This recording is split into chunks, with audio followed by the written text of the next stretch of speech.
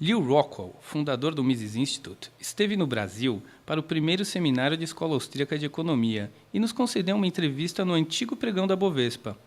Grande defensor da liberdade, Lew falou sobre a crise americana, o futuro do dólar e o ataque do estado à liberdade. Acompanhe. It's good to have you here. We are here at the Bovespa, one of the largest exchanges in the world. And I would like to ask you a few questions about your visit, about your impressions of the Austrian school. So let's start. How do you see these movements around the world of more institutes and more discussions about Austrian economics lately? How do you see that movement evolving? Well, first of all, it's thrilling to be here in Brazil. It's great to be here in this great business city of Sao Paulo, and here, of course, in the stock exchange. Mises was once asked, what's the difference, how do you tell the difference in these mixed economies between a country that's more, on the capitalist side or on the socialist side, what's the difference? And he said, well, it's a functioning stock exchange. So, great to be here. So I think Austrian economics is the one movement, the one school of thought within economics, besides Marxism, that's truly international. And so we see this with the wonderful things you're doing here in Brazil, all over in other countries in Latin America, in Asia, in Europe, Eastern Europe, Western Europe. It's just thrilling to see this. And I think this is our moment. Right. I mean, we build on the work of centuries of all the great men, even starting back with the School of Salamanca and the great Portuguese and Spanish scholastics. But of course, opening up fully with Menger, Bombewerk, Mises, Hayek, Rothbard, Hoppe. Right. All of the great men, and we're helped building on that foundation by what Ron Paul has done in the United States. And then we have what the Fed did for us, what Greenspan and Bernanke have done for us by creating a classic Austrian business cycle. And so this has caused just huge interest in financial markets in the United States and all over the world by people in Austrian business cycle theory. And once they begin to look into that, then they look into the whole Austrian school. And there's just an explosion of interest in Austrian economics. So we see it all over the world, and I'm very, very optimistic. Do you think we'll have in the future something similar to what we had in Vienna at one point, 3-4 big scholars of Austrian economics teaching at the same time at a prime university? Do you envision that? Ilio, I think that's the past. I mean, I would love to see it. I would love to see a great university that assembled great Austrian economists in the economics department. But I think the bricks and mortar universities are institutions that really haven't changed the way that they teach since the days of St. Thomas Aquinas and the University of Paris. Right. Now it's changing. And I think with the digital world, I think we're going to see online learning. I think the normal university curriculum is in decline. In the United States, it has to do with the fact that a student, because of the vast subsidization of the universities, it costs huge amounts to go to a university, and so students end up, unless they come from wealthy families, with these gigantic debts they can never pay off. So I think we see this with the Mises Institute, with what you're doing in your website, what we're doing, other institutes all around the world. I think that is the future of education. Not that you can't, it's not important for students to meet with great scholars and great teachers in person, because it is. But I think the old style university, my guess, is coming to an end. Right. And there's at least going to be a whole lot more diversity. So I think that's wonderful. And how do you see the Mises Institute's role in that? The Mises Institute is peculiar in its model because it not only publishes books and articles, but also supports the academics, and it even has its own Mises University. How do you see the Mises Institute contribution to that development of this new world of education that you envision? Well, we started our website in 1995, back in the medieval period of the web, and some of this has surprised us, just what a huge deal it is.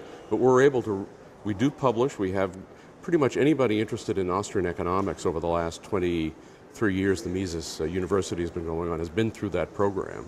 We have students who come and spend all summer with us. We have students who come and write their doctoral dissertations with us.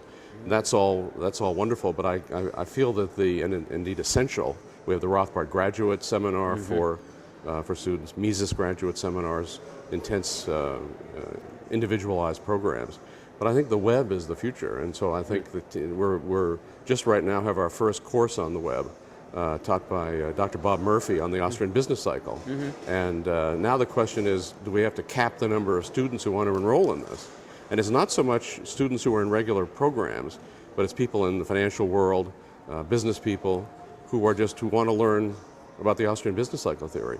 And they don't want to go get 3 credits someplace at a state university and sit in a dusty classroom and have some guy deliver the same lectures he's done for 25 years. So I think this is the future, and I think the Mises Institute is going to play a very key role in it. Lew, let's talk about the current scenario today.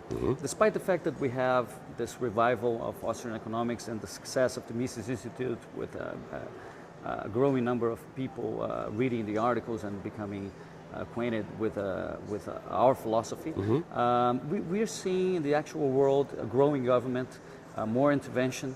How do you see us having a real result in the future of actually decreasing the size of the government? Well, no question that these days we're seeing an unbelievable increase in the size of the state. Whether it's, as you say, whether it's economic intervention, whether it's wars, whether it's violations of civil liberties, all the various things that both the Bush and the Obama administrations have done.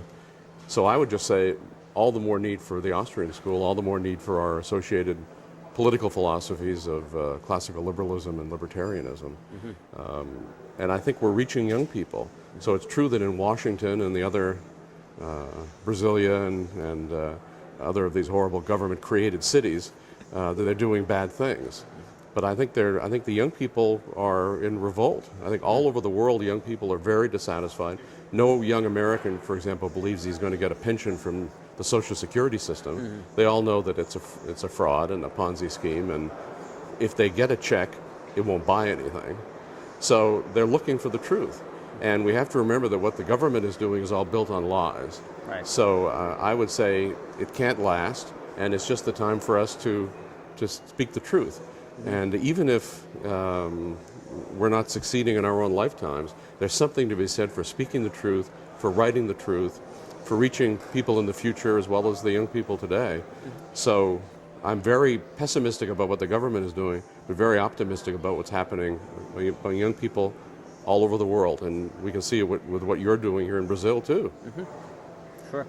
And how do you see, with respect to the youth, how do you see these Tea Party movements that are springing up in the U.S.? How do you see that movement and the youth getting activists in the movement? You know, the Tea Parties are like the Ron Paul movement, very diverse in terms of age and in every other area. So you have old people, you have middle-aged people, and you have young people.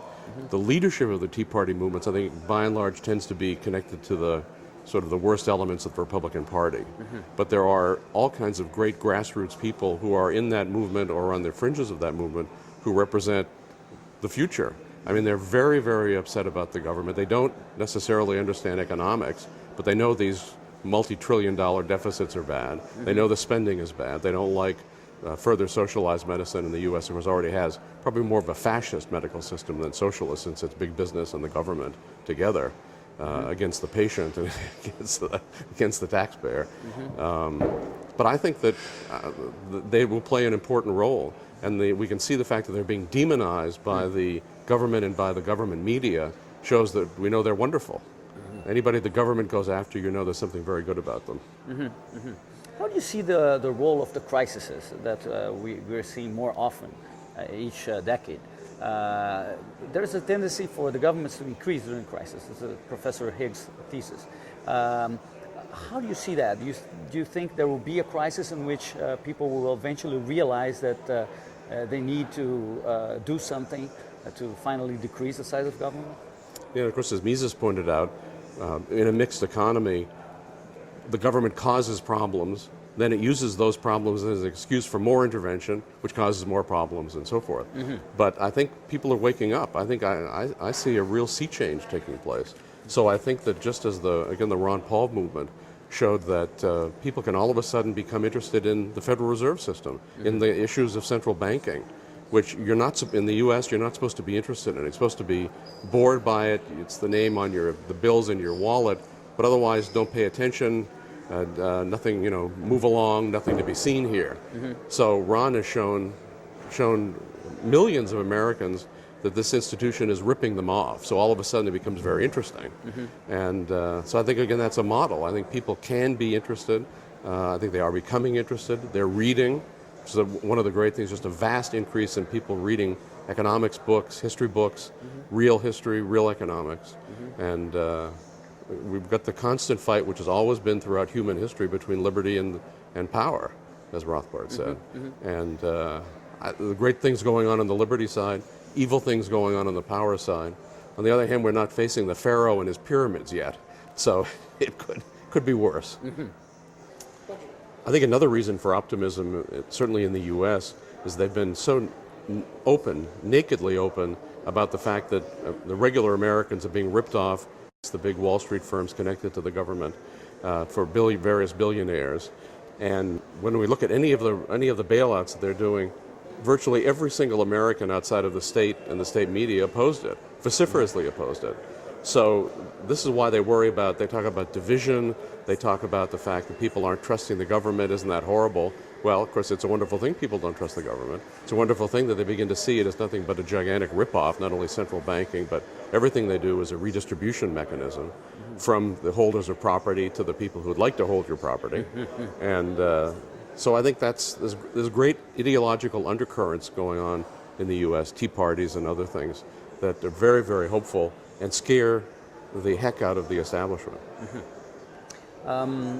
Let's talk a little bit about money that you briefly mentioned. One of the distinctive features of the Austrian school is also our position on money in general. And it differentiates us from the Chicago school, for example, that advocates a state managed currency. Yes. And how do you see the international monetary system evolving for the next several decades with respect to money in general? Well, as you know, the IMF and the other institutions and the U.S. government itself are very worried that the dollar is breaking down as the world reserve currency. Never should have been the world reserve currency. That was a feature of the U.S. empire imposed on the world after, Bretton Woods, after World War II. That system is now having broken down, and of course it's been an entirely fiat system ever since 1971, when Nixon ended the final tie between the dollar and gold. So now there's just no limit on what they can print. So that sets up problems. People are rejecting the dollar, and so they want a new world currency. The U.S. wants to control it. They want to keep it the dollar, but it may not be possible. So there's a period of turmoil, and in such a period, new ideas can come forward. Ideas that maybe we should have honest money, money that can't just be printed up in a printing press. Whether we look at Mises's ideas of the classical gold standard, Hayek's talk about competitive currencies, Rothbard's talk about a private gold standard. These are all ideas that should be in the mix, and others too. But I think the whole system of just trust the government, believe their money, the fact that people are not believing it or worried about the future of the dollar, the fact that the government itself and all its related interests are worried about the dollar on a world level opens up the way for us to talk about different ideas that make far more sense and obviously are better for the people and for the ideas of private property and prosperity and human liberty that we all care so much about. Do you think one of these options might happen in our lifetime still? A little bit more of free banking or some return to the gold standard? Do you see that happening? I know Ron Paul thinks that the idea of competitive currencies is probably the most likely. And he thinks that the whole system is coming down, that there's a huge crisis coming. There was, of course, a crisis in 1971, 68 to 71, as Bretton Woods was breaking down. Now this system is breaking down. And he thinks they're not quite in as control as they would like to think, that there are going to be pockets of freedom breaking out, little blades of grass coming up through the state cement. Right. And so the ideas of competitive currencies in some countries, maybe even the U.S., that people can be explained to them that when there's a monopoly like the government has over money, that people abuse it. If you or I had a printing press in our basement and we could just print up money that people would accept, you'd like to think you wouldn't be irresponsible, but that sure would be a temptation. People who go into government, of course, tend to be wanting to rule others. They want power, they're power mad. Not all of them, but that's the typical one. And when they've got the printing press, they use it. So I think there's a real chance for some monetary reform, yes, in our lifetimes. Nesta segunda parte, Lew nos fala sobre o euro, grandes economistas do passado e o espaço que a grande mídia tem dado a Ron Paul e sua revolução. Lew, let's talk about Europe for a moment. We're seeing that some of the countries there, especially Greece and Portugal, some other countries, are having increasing financial difficulties, their governments. And there's a discussion whether some of the countries should exit from the unions, whether some of the other countries, the main countries such as Germany and France, should support these irresponsible governments, let's call. And there's also a discussion about increasing again the size of government and building a fiscal union, or let's say an established government for Europe. Which way do you think this may play out using some of our praxeological analysis? Professor Guido Hulsmann, who teaches at the University of Angers in France, an author of the great biography of Mises, Mises, the Last Night of Liberalism, said that Austrian ideas are far more in circulation among the intellectuals in Europe than in the United States. That the idea, whenever the big newspapers in Germany or Switzerland, less so in France, but in Eastern Europe, in Spain and in Italy, are considering these questions, our ideas are at least brought up. A huge advance. I think it's a very good thing that Germany is, at least so far, refusing to bail out Greece. In my view, the EU was a bad idea. The euro was a bad idea. I hope they do exit. I hope the whole thing breaks down. I mean, I understand that it serves some purpose. People are wanting to have sort of a counterweight to the U.S. I understand that. But it's not a good thing for the Europeans to have this new giant government on top of all the nation states. So I hope and think that as Greece and Portugal and the others either are forced out, or that the people in Germany and France and the other more well-to-do countries are taxed at a massive rate to bail out these spendthrift governments, that I think the thing is, there's a wonderful chance it's going to break down. Certainly in every referendum, right? I mean, people don't want the EU, they don't want this stuff. So I think there's good signs there too. This year's Forum da Liberdade in Porto Alegre, an event that happens every year for the 23rd edition this year.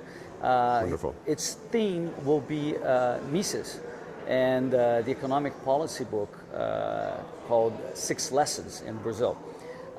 What do you think of Mises? Give us a little bit of your impressions of Mises. Well, just first I want to say what a great thing this course is due to you, that the meeting is going to be on Mises, and of course you're holding the first Austrian economics conference ever to take place in Brazil on the outskirts of the great forum.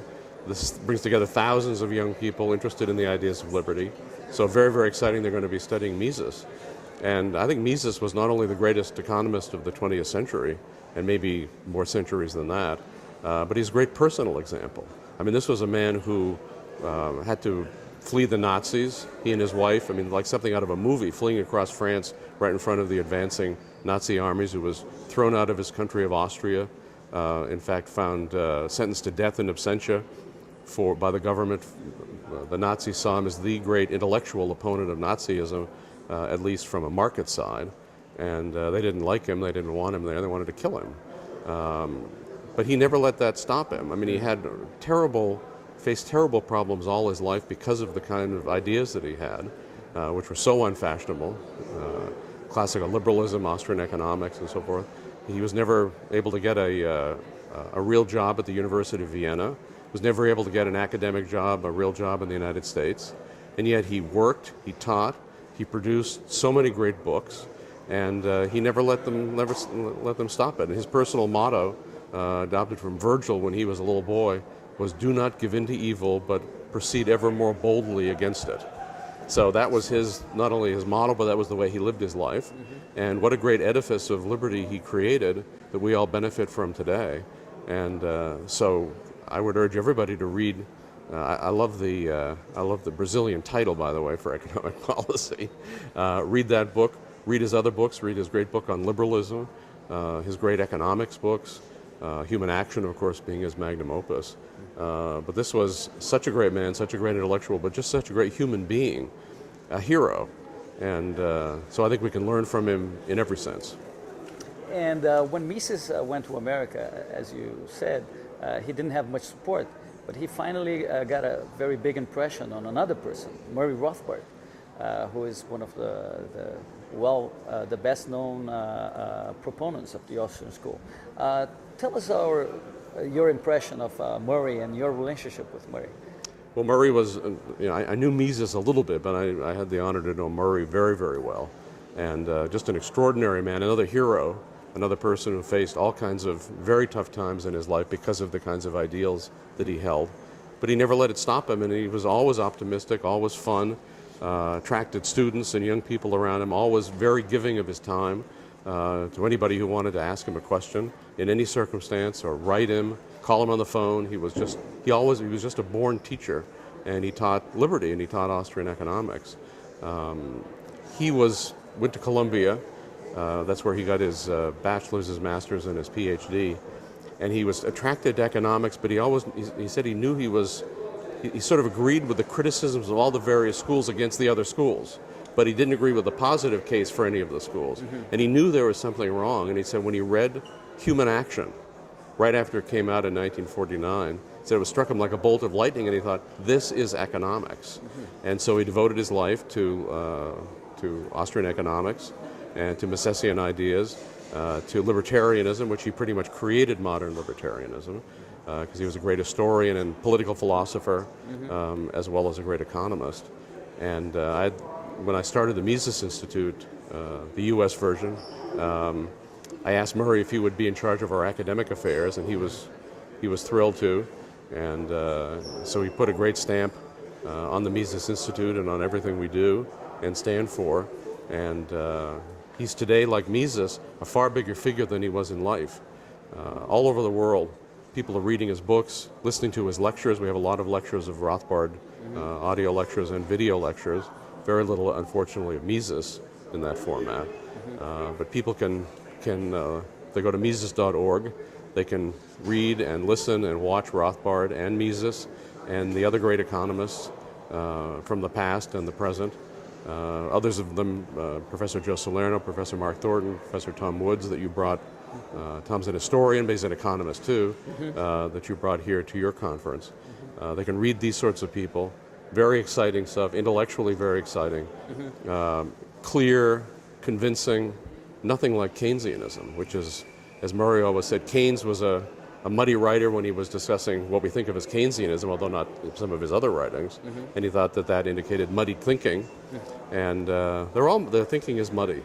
And whether you read the people in Washington, try to parse their speeches, all the stuff they're advocating doesn't make sense. Austrian economics and the cause of liberty does make sense. And so I think, thanks to Mises and Rothbard, we're very much on a roll. The other very famous proponent of the Austrian school is, of course, Professor Hayek, yes. The winner of the Nobel Prize. How do you see these different branches of Austrianism, the Hayekians, the Rothbardians, the Misesians? How do you see that discussion within the Austrian school?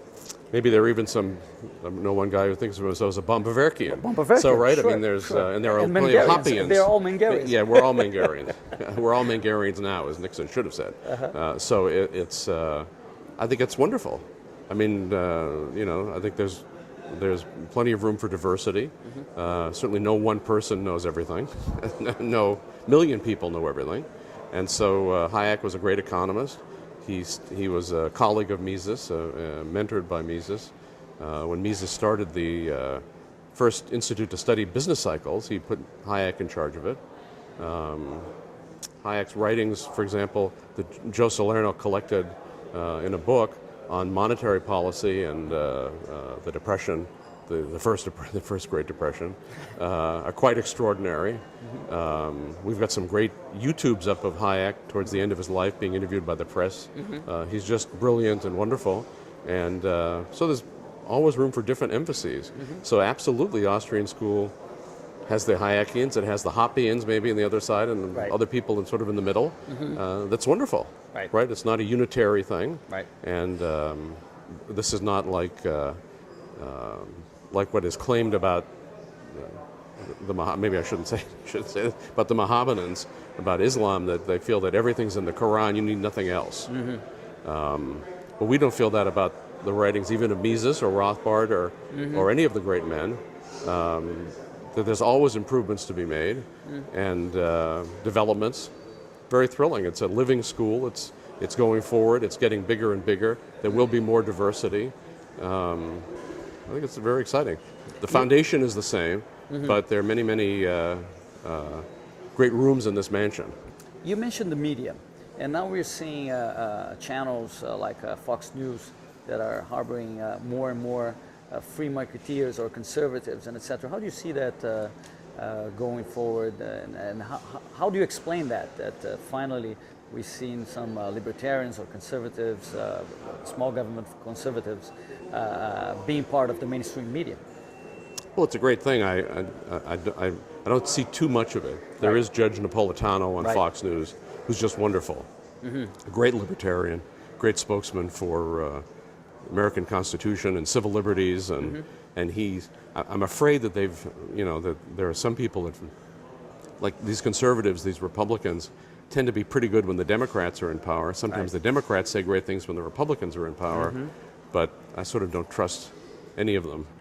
And I don't think the mainstream media, by and large, is the future. Certainly all the newspapers are going down. I think that tends to be a very good thing. I think newspapers in the U.S. anyway, by and large, have just been stenographers for the state. They don't. They just are there to convince you that whatever the government says is the right thing. Its latest war, its latest welfare program, its latest bailout, whatever it is. And I think the same is true of the networks. The networks are going down. Their listenership and viewership is decreasing massively. So some of the cable stations, Fox is on the upswing, and I would think it's because, at least in this period, they're very, very anti-government.